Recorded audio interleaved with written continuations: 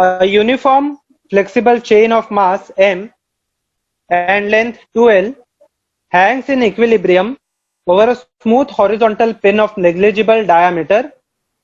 One end of the chain is given a small vertical displacement so that the chain slips over the pin.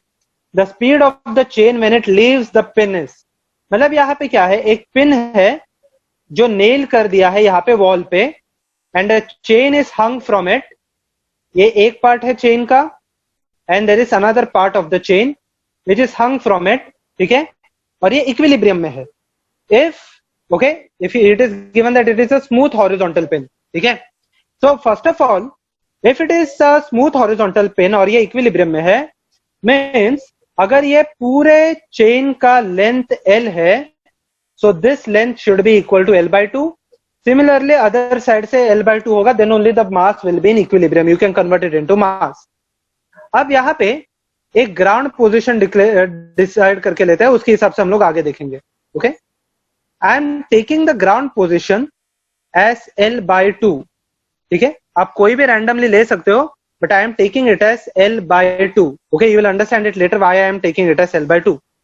तो अब जो left hand side है chain का, उसका centre of mass यहाँ पे कहाँ पे तो आ रहा है, at a distance of L by 4 from the lower end of the chain.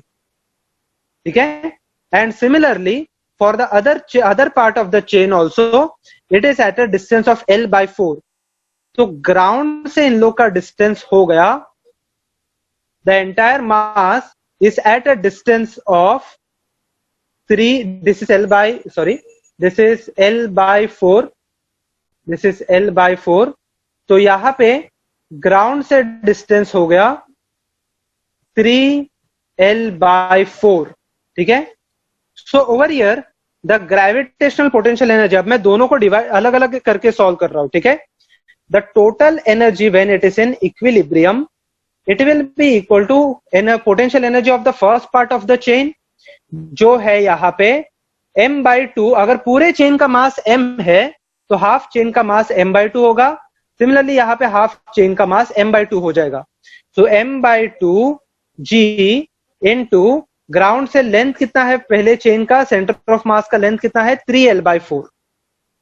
Okay, plus similarly for the other chain. Okay, similarly for the other chain, so I can simply say this is followed by two chains, so I will multiply it by 2.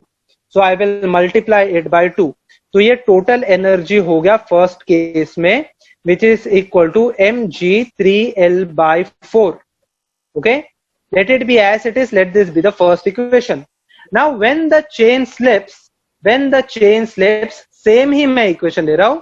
यहाँ पे देखो, यहाँ पे मान लेते हैं यहाँ पे सेम नील है और यहाँ पे चेन पूरा स्लिप हो गया. एक साइड से मान लेते हैं ये साइड से नीचे जा रहा है, ये साइड से ऊपर जा रहा है, तो पूरा स्लिप होके ये यहाँ पे कहाँ पे तो टच कर रहा है.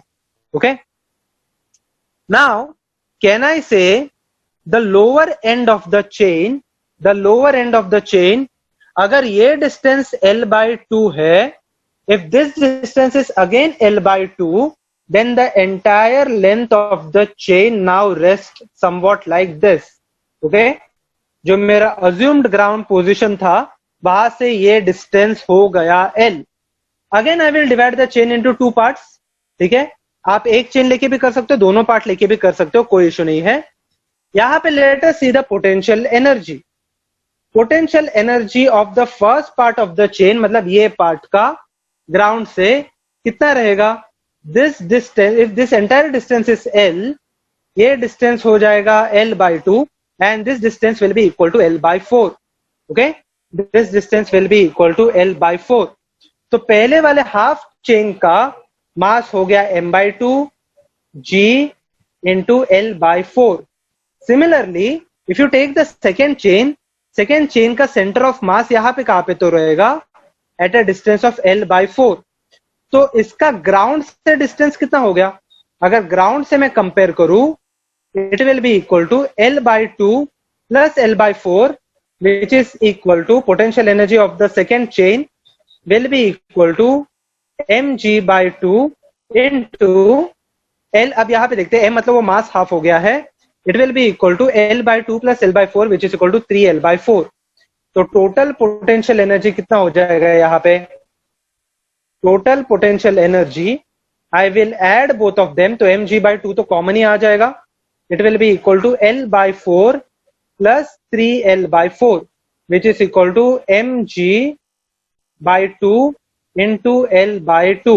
ठीक है, let this be the second equation. Now अगर यहाँ पे फ्रिक्शनल लॉसेस नहीं हो रहे हैं, I will zoom out a little bit. अगर यहाँ पे फ्रिक्शन लॉसेस नहीं हो रहे हैं तो total energy in this case will be equal to total energy at this part. Okay, I can directly compare the potential and kinetic energy. अब total energy in the first case will be equal to total energy in the second case. तो पहले case में total energy था, total energy अगर आप calculate करोगे it is equal to mg 3L by 4. So which is equal to mg 3L by 4. यहाँ पे total energy in the second case will be equal to kinetic energy. Kinetic energy मुझे पता नहीं यहाँ पे कितना है. Okay, I do not know the kinetic energy. Let it be as it is. Let it be as it is. Plus the potential energy. अब यहाँ पे kinetic energy मुझे पता नहीं, मैं हाफ mv स्क्वायर सब्स्टिट्यूट कर लेता हूँ. ओके, चेन के हर एक सेगमेंट का वेलोसिटी सेम ही रहेगा. Okay, by constraint motion chain के हर एक सेगमेंट का वेलोसिटी सेम ही रहेगा, तो हाफ mv स्क्वायर हम लोग डायरेक्टली सब्स्टिट्यूट कर सकते हैं.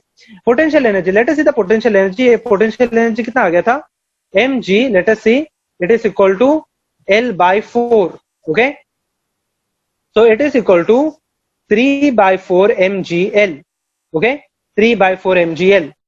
So when I substitute, take it on the left hand side, when I take it on the left hand side, it will be equal to 3 by 4 minus 1 by 4 which is equal to 2 by 4 which is equal to 1 by 2 mgl is equal to half mv square.